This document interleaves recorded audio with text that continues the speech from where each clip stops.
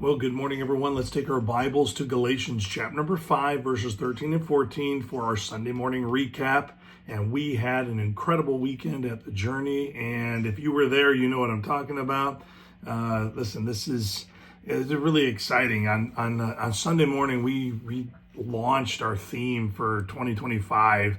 And our theme is Be Renewed. And as we introduced our theme passage in Ephesians chapter number 4, let me just read that to you, but we're going to spend our time in Galatians. But in Ephesians chapter number 4, verses 23 and 24, our theme verse says, Be renewed in the spirit of your mind, that you may put on the new man, which after God is created in righteousness and true holiness. And so we have this incredible passage that God has given to us to help us understand that there needs to be a renewal and a regular renewals. I think that people misunderstand that they think that when you're saved, you just live out life, that you have a constant power source that just feeds your life and you don't have any upkeep or maintenance or any requirements from you whatsoever. Everything's just done by God and you just live.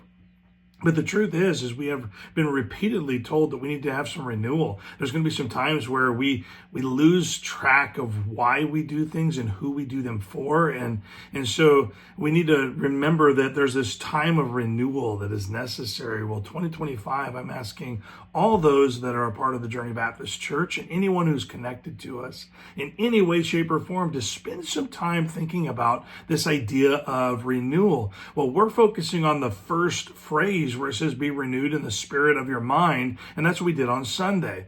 A renewed mind or a heart that is ready to serve the Lord. And see, listen to this. The serving the Lord is way more powerful than people think or maybe even want to admit. It's actually identified repeatedly as the defining characteristic of a person who is genuinely saved. In fact, let me read to you Galatians chapter number 5, verses 13 and 14 to see if you can see it here.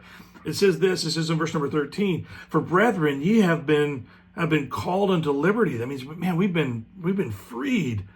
Only use not your liberty for an occasion to the flesh, but by love serve one another. Did you catch that? By love, the love of Christ flooding into us is going to lead us to serving one another. For all the law is fulfilled in one word, even in this, thou shalt love thy neighbor as thyself. And so there's just this reality that when we claim to be in connection or in close relationship to the Lord, that serving is something that would naturally flow from us. Like I said, it's a defining characteristic of a genuinely saved person, that we would serve others.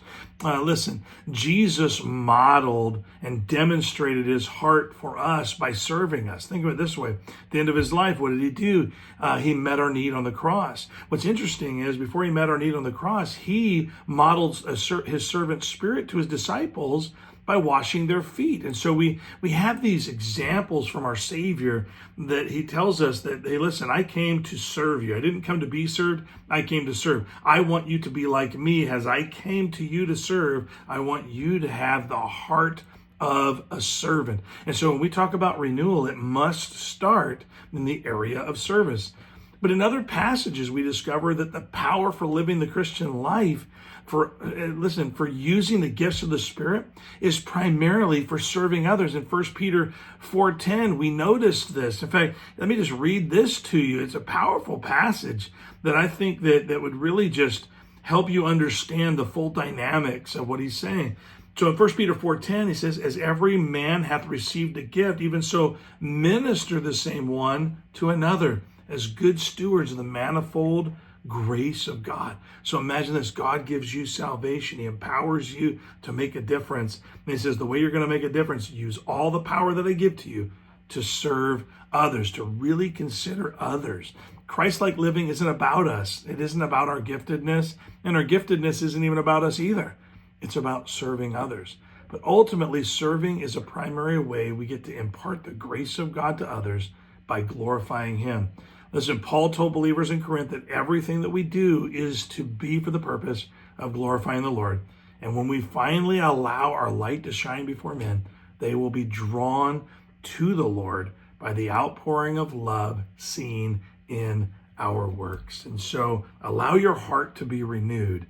Let the spirit of your mind be focused on serving, and you are going to see 2025 be better than you could have ever imagined. Hope that helps. Enjoy a wonderful day.